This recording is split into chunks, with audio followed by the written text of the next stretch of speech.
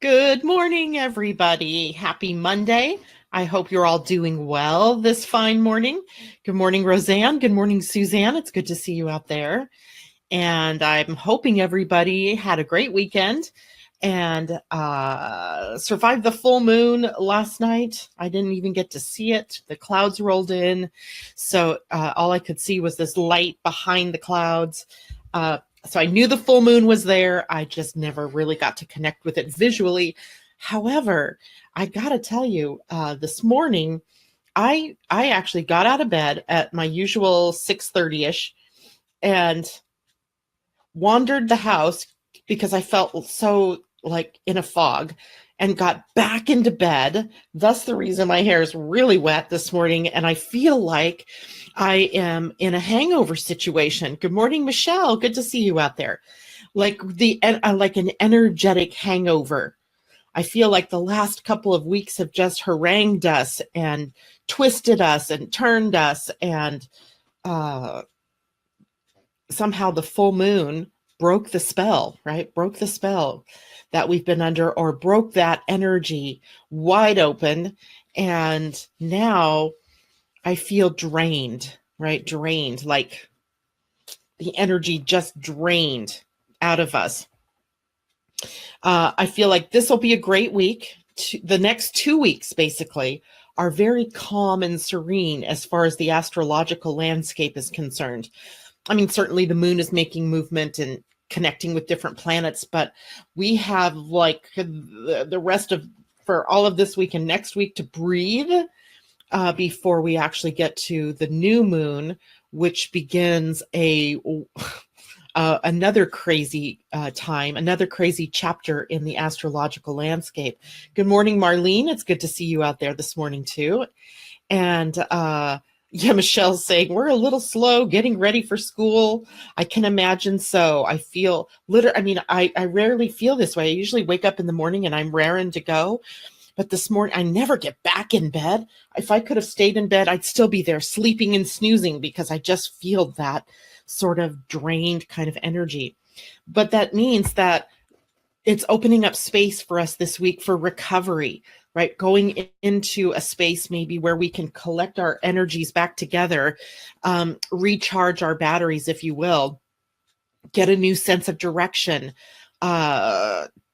any of those things that we can think of that happen after we've gone through a period of time where there have been a lot of activities, a lot of things that you had to do, a lot of things in an outer world that sometimes are stunning and crazy making and you feel like you can't take one more thing, and then lucky for us the full moon comes along and breaks that energy, and now we can sit back. Perhaps this week, this would be a great week actually to sit back and sort of reevaluate your direction. Have I been reacting, which we know human beings, we do that really well. We get into that reactive mode. Or have we been consciously moving forward with our lives? When things seem stuck, are we consciously holding that space for that energy to shift? Or are we biting at the bit, so to speak, and, trying to push ourselves into something? Because those kind of energies, those pushing energies, are the ones that wear us out and wear us down and bring us more anxiety and depression than are very helpful. And that is kind of how I think today feels to me, that we've been doing that. Right? We've been doing everything that we know we're not supposed to do, even though we're trying to do things in a more conscious way. It's really hard sometimes when there's these things happening one after another, one after another, one after another. And then boom, you get that tension broke, and then you get to move on.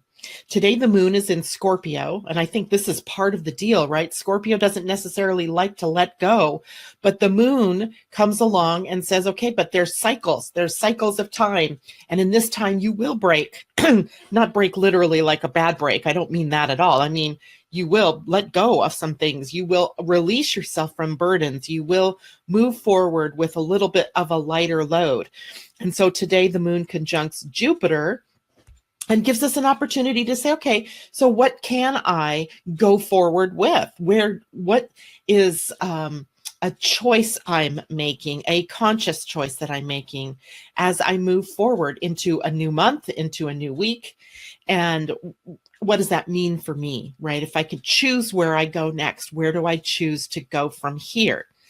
The moon isn't only conjunct Jupiter today, it is also trining Neptune. Trine, remember, is a 120-degree angle, makes a triangle, an equilateral triangle, by the way, and is a beautiful angle for smooth moving, right? For being able to take action and not have so many blocks in your way.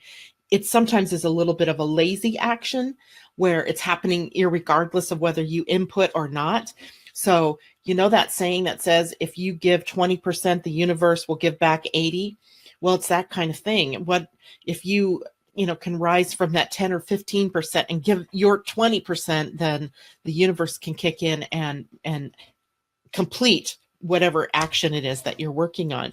Neptune is kind of a deceptive planet. It's not deceitful, although its experience, but it's sort of deceptive in its quiet.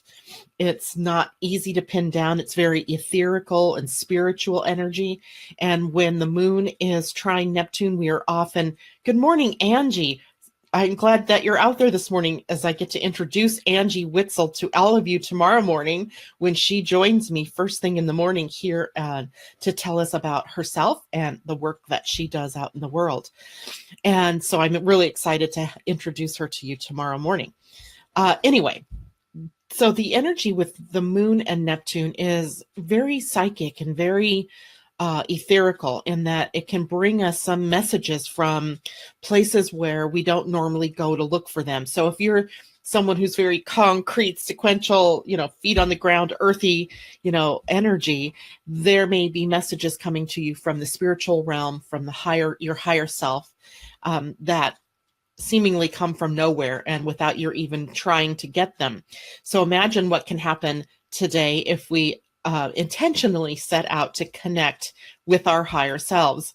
And I did that this morning when I pulled the two cards that I pulled, and just glancing at the two cards as they came out, it was kind of an extraordinary exercise in recognizing how powerful spirit is when it wants to deliver a message.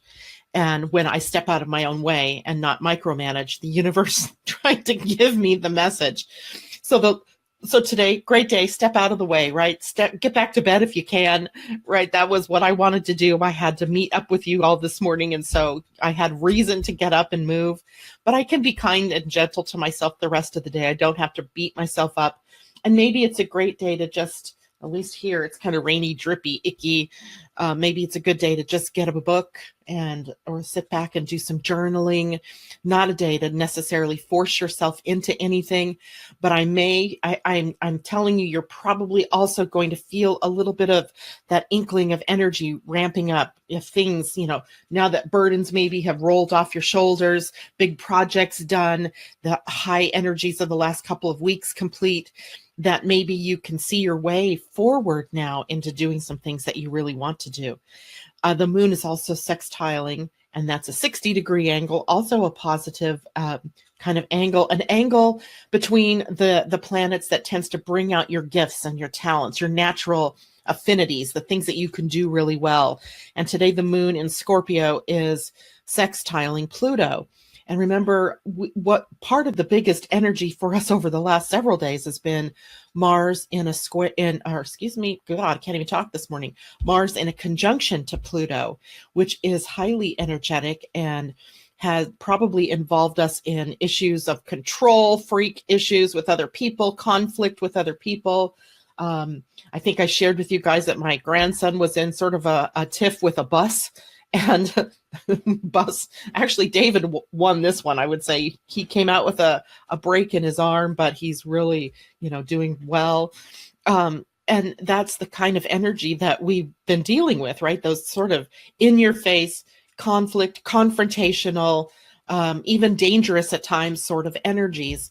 And today they're broken, they're gone. So now we can use that energy of the moon sextiling Pluto to see how it is that we are empowered. How can we move forward?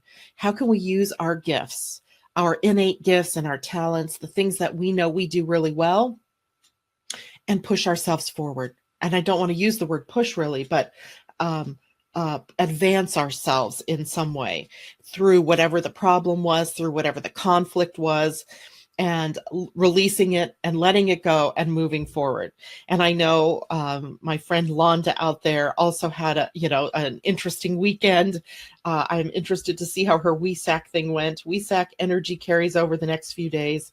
Yes, awesome.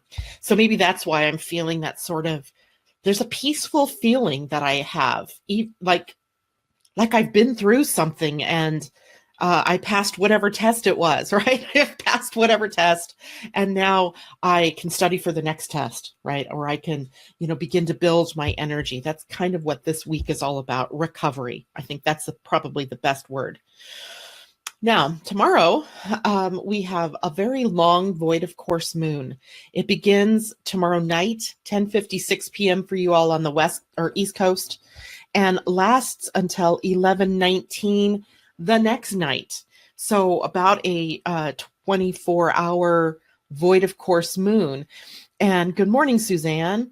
And it to me, that means another factor in our feeling of this, peace and serenity, where there's not a lot of action steps that we have to take. I mean, certainly we have our day-to-day things that we deal with, but there's no major swords hanging over our heads right now. And tomorrow's long void of course moon helps us again to get some recovery time. So try not to push yourself into doing things. Tomorrow is not going to be a great day to start anything anyway, not with the moon void, of course. And it doesn't start until late tomorrow night. So that would be Wednesday, not necessarily a positive day to start something new, interview for jobs, start a new job, et cetera, et cetera. It's still we're still in that peaceful sort of energy. And that's a really good thing, because as I look forward in time to the week of, I didn't turn my calendar yet because it's still April. The week of May 13th, it's Sunday the 13th is Mother's Day. And starting that day, we are entering in a time period very similar, a little different in characteristic to the Mars conjunct Pluto energy we experienced this week. Only it comes to us because Uranus will be making its move out of Aries and into Taurus, where it hasn't been for 84 years. It's a once in a lifetime sort of setup. Although I dare say I know a lot of people now are living well into their 80s and 90s, even, into 100 plus years, and they've already had their Uranus return. And I find that fascinating, right? For a lot of our years, the actual average death, I think, was 71 years old or something like that. So people were not living to see their Uranus return. But now I'm guessing we're getting up there towards, that Uranus return time. And so there are people walking the earth now who remember what it was like to have to recover from the Great Depression and from the subsequent challenges in getting jobs and the economic downturn and some of the things that were born out of Uranus's move into Taurus the last time, including the Federal Reserve. And the game Monopoly came up during that time, which I find fascinating, which was a game all about buying and selling property, and did it set us up for the development booms of the 50s and 60s and 70s that continue into today, where the big thing is buy up properties, own property, and not necessarily a great thing, right? As it chews up our resources and, crowds out the space in our world. But what does this new energy bring us? And we'll be talking about that over the course of the next couple of weeks. But it's not only that Uranus moving into Taurus, because the day before Uranus moves into Taurus, Mercury moves into Taurus. And remember, Mercury's coming out of its retrograde station, and it's still not in new territory yet. It just we're going to talk about that next, about Mercury suddenly getting ready to move back into new territory after its long retrograde, and relatively long. And so it brings us a messenger. Mercury is usually the messenger. And what message might we get in that early days of Uranus into Taurus that Mercury is bringing to us? It'll be interesting.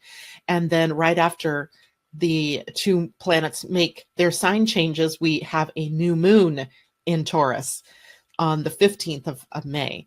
So there's right there, right? This is why we need recovery and rest for the next 2 weeks while we're waiting to see how this is going to play out. The good thing is Uranus is a collective planet. It hits us on the collective level. It's not so much something personal, although every one of us are affected by what goes on in the collective, what goes on in our outer world.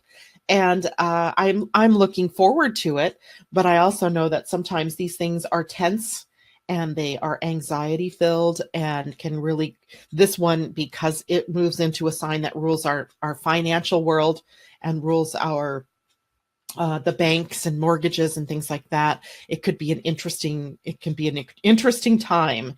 So I say that only to allow you to know, okay, take your time now, right? It's like a woman in labor, right? In between those pains, she takes that breath and she has to gather up her forces and her energies before she goes into that next birth convulsion. What do they call them? Contractions. Oh my God, my brain. And that's what we're doing right now, right? We're in the rest period between contractions. So love it. Get some clarity while you're here in this peaceful or more peaceful time, and be ready then for what comes later in the month of May. And after that, it's really, it's the mid part of the month, this month, that is going to be the most tense and the most anxiety filled. Once the moon or after the new moon, we have new energy that we're playing with at that point in time.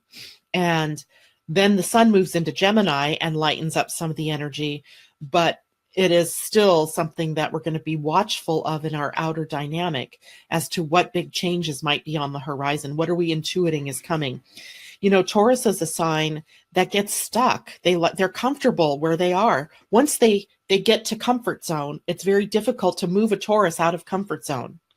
And I think that, Uranus, a planet that is startling in its effects in the outer world, because it's the great awakener. It creates rebellion and revolution, right? It creates the lightning rod for energy to move. And I think Taurus energy is going to be kind of lightning struck out of its reverie, out of its comfort zone. And as it relates to our financial picture, where have we fallen into the messages of greed? Where have we fallen into the idea that money is everything and that we have to, always be chasing that almighty dollar? And not just us as individuals, but on a collective level. I mean, really, that's what is going to be changed.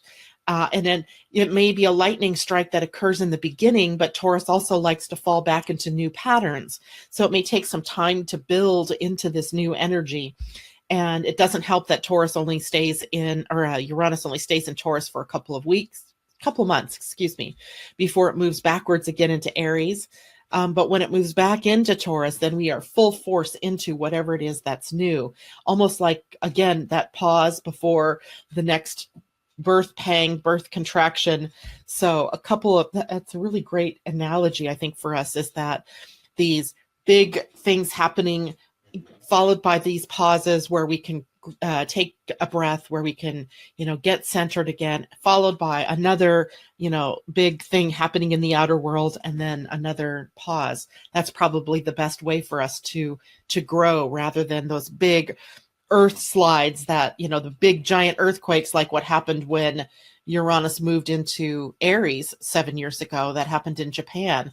Major earthquakes, tsunami, and then followed by the nuclear breakdown. That got our attention, right? That's the power of Uranus. It grabs our attention by doing something. So that's what we have to look forward to this month.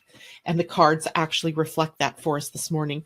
But I just want to go back in time a little bit. Put put your time machine on and let's go backwards in time to March 18th through the 28th of this year, just 2 months ago.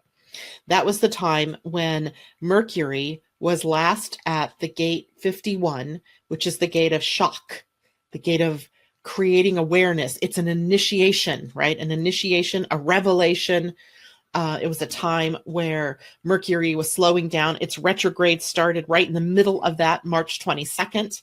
And it was a time that, because Mercury is a personal planet, you may have had some kind of personal revelation or personal aha, some kind of epiphany that you couldn't take action on yet because Mercury was slowing down, something that was an awakening event for you. It could have been anything, any number of things that could have occurred during that time.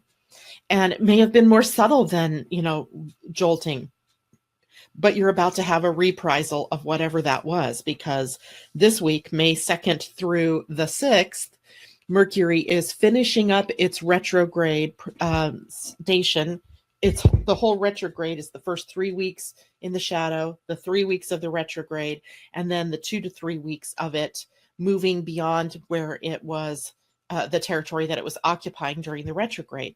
And it is completing that this week, but it is a completing at the gate 51. So we started it at the gate of shock. And of course we are ending it at the gate of shock. And to me, this gate can be shocking in time. Retro shade. I love that, Suzanne. That's great. Retro shade. Every time I say, I'm going to remember that. Retro shade. So Mercury's in its retro shade, finishing its retro shade again at the gate of shock, which means that for some of us, we may be in receipt of some high awareness. And it may have begun back there in March with Mercury slowing down and moving into retrograde at the gate of shock. So awareness, I don't think it's anything like life shaking, earth shaking, although it may be something that has been a long time coming. Right? A long time coming, something you've wanted to change, something your mind has been working on, but the circumstances and the timing weren't right. And perhaps you're going to see a turnaround in that now the timing is right. Or the right circumstances, the right people, the right timing becomes available as we move from the 2nd, which is on Wednesday, through the 6th, which must be what, Sunday? That's March. Yes, through Sunday. So that part of the week should be interesting, right? Good, interesting. Not interesting is like, that's the word I use when I don't know what else to say about a tricky transit. This isn't necessarily tricky. I think it's revealing. So I'm looking forward to that. And, know though that there is always fear around something that we want to, that a new direction, when it's revealed to us, is sometimes creating that feeling of what's going to happen, I don't know what to do. Relax, right? Let it be revealed to you step by step, particularly if you're a generator, manifesting generator type, because you take the steps as that you need to respond to, right? You're responding to what shows up in your outer world. For my projectors out there, you're waiting for that invitation. You're waiting for somebody to say, hey, would you like to do this? Or I think you'd be a great candidate for this. Oh, that is what you're doing. My manifestors, you're out there doing whatever it is that you are connecting with on a creative level. Your thing is that you have to wait you have to inform people before you make big changes, so that you don't have people putting up resistance and blocks to you. And my reflectors, you are going to be talking, maybe, I don't know how many days ago this was. It's more than 28 days ago, but maybe you've moved through your entire cycle now of the moon and you have real clarity now about what to do. So this is to me, I think, a week that we deserve. We deserve this week. We deserve the next 2 weeks, actually, of this kind of less than crazy energy out there in the universe. Let's look at the cards that I drew. So I asked 2 questions. The first one was, what can we expect for the week? What do we need to know for the week? And the second one was, what's the energy for the month? What do we need to know about the coming month of May? So the first card I drew was time to go. right? She's a little pretty fairy angel skipping down what looks like a boardwalk, and the card was right side up, and it says time to go. So if we look at the time to go, remember I'm using the deck, The Wisdom of the Oracle by Colette Baron Reed, my favorite deck right now of the moment. And time to go's essential meaning is endings, completion, walking away from something because there is nothing else to learn or experience. The oracle's message then is you are at the end of one journey and have not yet begun the next. How appropriate, right? This is perfect. This is the moment to bless your experience thus far. Take stock of what you've learned. It's time to move on to new experiences and a new way of being. There's nothing left for you to do, be, or experience in your present circumstances. Take the risk and move on, even if you need to be in transition for a time. Your destiny is calling you. And because the sun is in Taurus, let's look at the prosperity message. This message is clear. The path you've been on with your work, your creative projects, and business alliances has come to an end. You will not find the success you desire by continuing with what is now in front of you. This is an auspicious sign because there is no choice that will benefit you other than risking stepping into the unknown.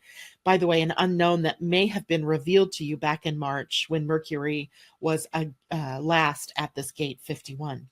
It is time to walk towards something new. This card also pertains to the more neutral concept of completion. You've finished your tasks and can rest assured that this ending will open up a powerful new avenue of opportunity, even better than you can imagine. You have done all you can. Now trust that Spirit keeps the plan moving forward. Fortune requires you to conclude this chapter of your life. And remember that when you close one door, another opens. I think that's the fear, right? Is that if we close the door, that we're going to be stuck, that not another door is going to open. So interesting card. That is our card for the week. Now the card for the month. I love this deck. I really do. We've had this card before, actually, and I'm trying to remember when. And maybe we didn't have the card. Maybe it was in a reading I was doing for my daughter. And it's this lovely card with a zebra in it upside down because I drew it upside down. And the card is called A Time for Change, or A Change in the Wind. And it's a beautiful little card. And in protection mode, right? Protection mode, the card. So let's say the essential meanings of the card is a sense that unseen change has been initiated.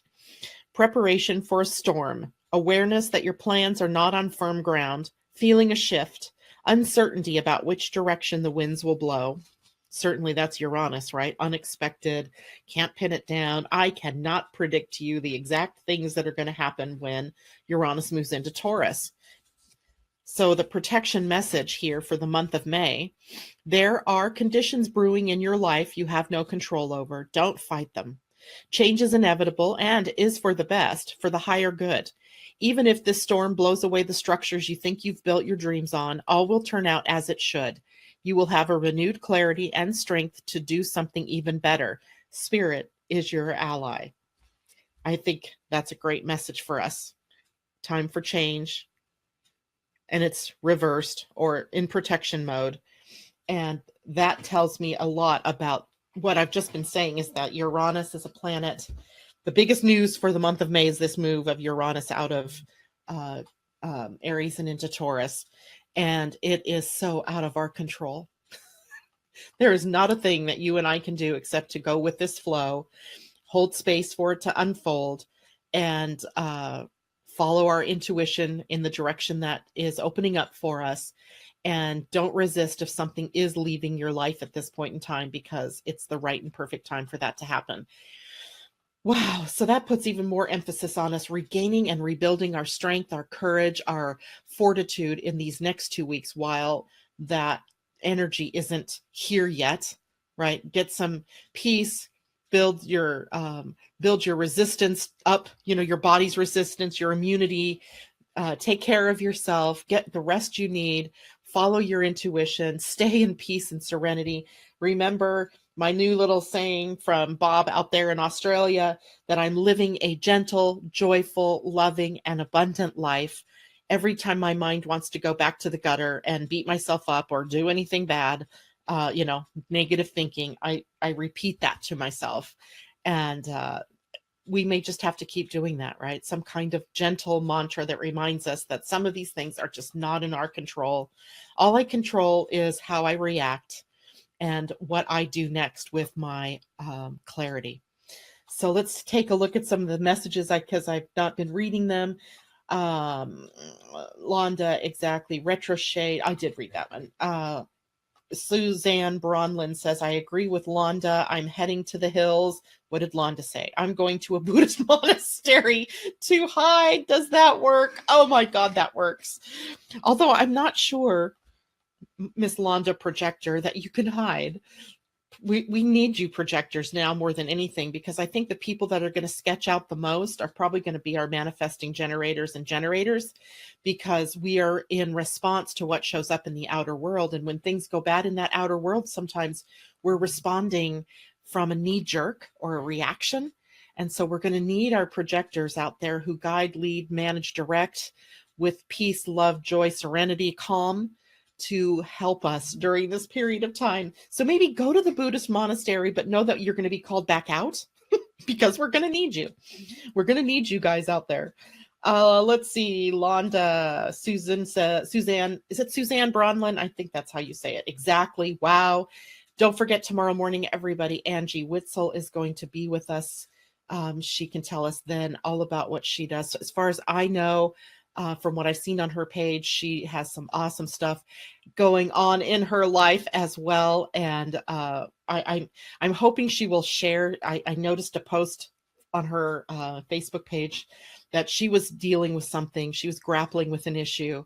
And if she's brave enough to share, maybe not the details of the issue, but sort of her ahas around it, I think it might be helpful to everyone, because part of me was really in resonance with what she was saying. So I'm anxious for you all to meet her. And that'll be tomorrow morning, 8 o'clock, right here in the Meta Cafe. Angie, I'll be sending you your link here after we're done today, so that you'll have that and be able to make sure it works for you. And that's all I have, although it seems like it's a lot. All I can say is be at peace out there. You know, over the last few days, if things have been stirred up in your pot, turn the heat down, let it simmer. Put it on the back burner, let it cool off, and then maybe get some direction from a space of peace and joy and love. And let's get ready for the next big things that happen mid-month. In the meantime, good morning, Ginger. It's good to see you out there. I love seeing you. In the meantime, I love you all. Thank you so much for joining me here in the morning. Have a great day, and I'll see you tomorrow. Bye for now.